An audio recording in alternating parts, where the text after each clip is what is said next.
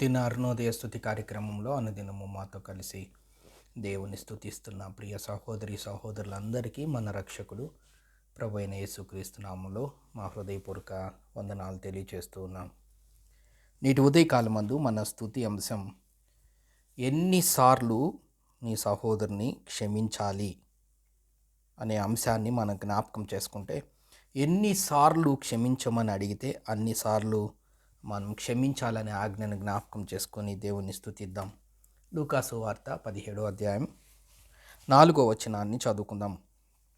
ఒకడు ఒక దినమున 7 మార్లు నీ ఎడల తప్పిదము చేసి 7 మార్లు నీ వైపు తిరిగి మారు మనసు పొంది తినని ఎడల అతన్ని క్షమించవలెను. ప్రియ సహోదరి సహోదరులారా, యేసు ప్రభువు ఇచ్చిన ఆజ్ఞలు, క్రీస్తు ఆజ్ఞల్లో మరొక ఆజ్ఞ, ఒక సహోదరుని మనం ఎన్నిసార్లు క్షమించాలి ఒక రోజులో. చాలా పెద్ద సందేహంతో కూడిన అంశం అయితే కాదు, కానీ ఇక్కడ మనం చదువుకుంటే మనకు చాలా క్లియర్గా అర్థమవుతుంది. 7 మార్లు నీ ఎడల తప్పిదము చేసి, ఎప్పుడు సంవత్సర కాలంలో కాదు, ఒక దినమున, ఒకే రోజులో 7 సార్లు నీ ఎడల. కొన్ని మాటలు మనం అండర్లైన్ చేసుకుంటే ఆ సెంటెన్స్, ఆ వాక్యంలో ఉన్న భావములో చాలా లోతైన మర్మాలు మనకు అర్థమవుతుంటుంది. ఒకటి, ఒక దినమున ఎన్నిసార్లు? 7 సార్లు. ఎవరి పట్ల? మన పట్ల. ఏం చేస్తే? తప్పిదం చేస్తే. ఏం చేయాలి? క్షమించాలి. ఎప్పుడు క్షమించాలి? ఆ సహోదరుడు మారు మనసు పొందితే. ఎప్పుడు క్షమించాలి? ఆ సహోదరుడు నీ వైపు వచ్చి తిరిగి నిన్ను క్షమించమని కోరితే. దేవుడు ఏం చెప్తున్నాడు? క్షమించాలి. అసలు క్షమించటము, కొన్ని పదాలు మనం ఒకసారి జ్ఞాపకం చేసుకుంటే, తప్పిదము, మారు మనసు, క్షమించుట, 3 ప్రధానమైన అంశాలు ఇక్కడ మనకు కనిపిస్తూ ఉంటాయి. 1 తప్పిదము, 2 మారు మనసు, 3 క్షమించుట.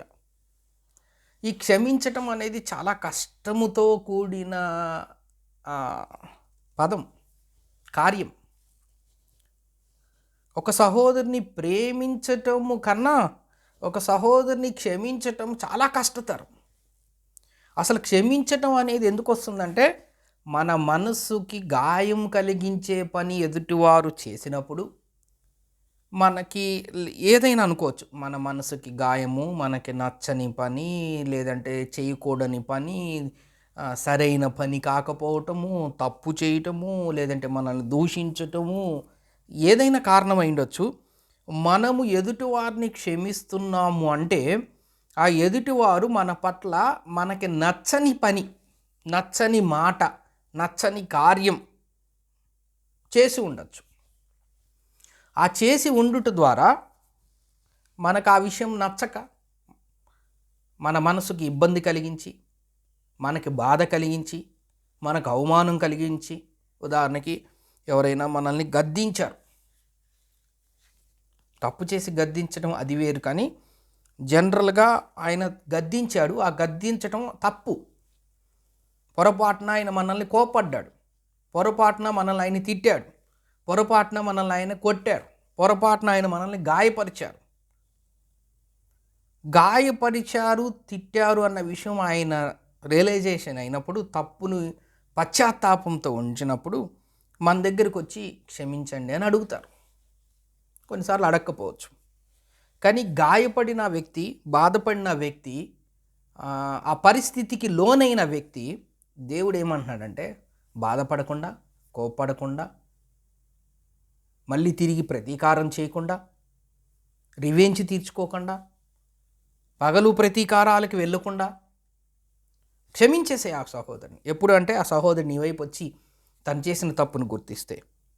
అసలు ఈ ఫస్ట్ పాయింట్ చేయటమే చాలా కష్టం. ఎందుకంటే మన మనసుని, మన జీవితాలకి ఇబ్బంది కలిగించి తప్పు చేసి నా వ్యక్తిని మన దగ్గరికి వచ్చి క్షమించు, తప్పు అయిపోయింది. ఎందుకు చిన్న విషయం ఏమైనా జరిగితే తప్పైంది అంటేనే మనం వెంటనే ఆ కోపము తగ్గటానికి చాలా సమయం పడుతుంది. తప్పు జరిగినప్పుడు మనలో ఆ బాధ కానీ కోపం కానీ వచ్చినప్పుడు ఎదుటి వాళ్ళు క్షమించండి అన్నా కూడా దాన్ని కంట్రోల్ చేసుకోవడం చాలా కష్టం. కానీ అలా కంట్రోల్ చేసుకొని ఎదుటి వాళ్ళు చేసిన తప్పిదాన్ని క్షమించటం చాలా పెద్ద కార్యం. ఒక వ్యక్తి ఇంకొక వ్యక్తిని క్షమించటం చాలా పెద్ద విషయం. కానీ ఇక్కడ దేవుడు చెప్తున్న మంచి జ్ఞాపకం ఉంచుకోవాల్సిన విషయం, ఒక సహోదరుని ఎన్నిసార్లు క్షమించాలి.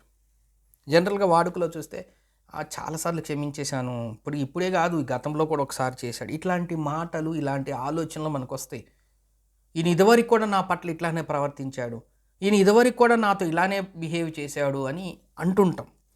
జీవితకాలంలో రెండో సందర్భమో మూడో సందర్భమో నాలుగోసారో ఐదోసారో తప్పిదం చేస్తేనే మనం ఇలా అంటాం, నాతో ఇప్పుడే కాదు మొదటి నుంచి ఆయన అలానే తప్పుగా బిహేవ్ చేస్తాడు. అంటే మన జీవితకాలం మొత్తములో ఒక సహోదరుడితో 2-3 సార్లు తప్పిదం చేస్తే అది చాలా పెద్ద విషయంగా, ఇప్పుడే కాదు 2 సంవత్సరాల క్రితం అలా చేశాడు, 5 సంవత్సరాల క్రితం ఇలా చేశాడు, మొన్న పోయిన వారం ఇలా చేశాడని మనం గుర్తుపెట్టుకొని అప్పుడు కూడా పోనీలేని వదిలేశాను, పోనీలే క్షమించమని అడిగితే క్షమించేశాను అని ఇలాంటివన్నీ మన జీవితకాలంలో జరిగినవన్నీ గుర్తు చేసుకొని మరలా క్షమించటానికి మనము ఆలోచిస్తూ ఉంటాం. లేదంటే మరలా తప్పు జరిగినప్పుడు అతని మీద బాధతో ఆవేశంతో ఉంటాం. కానీ దేవుడు ఏం చెప్తాడంటే, నీ జీవితకాలంలో 2 సార్లు 3 సార్లు 20 సార్లు కాదు, ఒకవేళ నీ సహోదరుడు నీ తోటివాడు రోజులో 7 సార్లు తప్పిదం చేసినా, 7 సార్లు నీ ఏడల తప్పిదం చేసినా, 7 సార్లు తను పశ్చాత్తాపడి తిరిగి 7 సార్లు నీ దగ్గరకు వచ్చిన, 7 సార్లు ఆయన మారు మనసు సంగతి పొందాడన్న సంగతి తెలుసుకొని నువ్వు 7 సార్లు క్షమించాలి. ఇది దేవుడు మనకిచ్చిన ఆజ్ఞ. 7 అంటే కరెక్ట్ 8వసారి క్షమించొద్దని కాదు. దేవుడు ఒక లెక్కగా, ఒక 7 అనే దానికి ఒక సంఖ్యగా, ఒక ప్రత్యేకతగా చెప్తూ సాధారణంగా 7 అన్నారు. అంటే 8వసారి క్షమించొద్దని కాదు. కానీ ఒక వ్యక్తి ఒక దినమున ఎన్నిసార్లు మన ఎడల తప్పిదము చేసినా, ఆ తప్పిదమును ఆయన తెలుసుకొని పశ్చాత్తాపడి మారు మనసు పొంది నీ దగ్గరికి వచ్చి నిన్ను పశ్చాత్తాపం అడిగి క్షమించమని అడిగితే క్షమించమని దేవుడు కోరుకుంటున్నాడు. దేవుడు కూడా అంతే కదా. మనందరము క్షమాభిక్ష లేని స్థితిలో ఉంటుండగా ఆయన మనల్ని క్షమించటానికి ఈ లోకానికి వచ్చి తన ప్రాణాన్ని సిలువలో అర్పించి తిరిగి లేచాడు.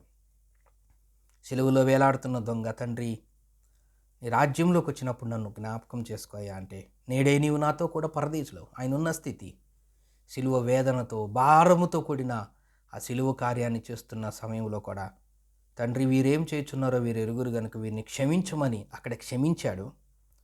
సిలువలో వేలాడుతున్న దొంగ చేసిన ప్రార్థన విని పరలోకంలో స్థానాన్ని దయచేశాడు.